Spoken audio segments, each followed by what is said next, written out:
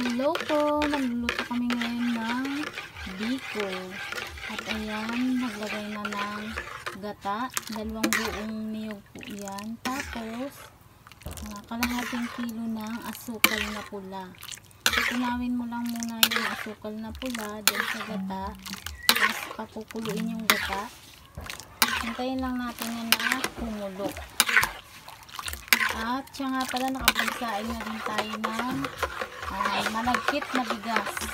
Guys, kumukulo na yung gata, kaya ilagay na yung malagkit. Yung sinaing na malagkit.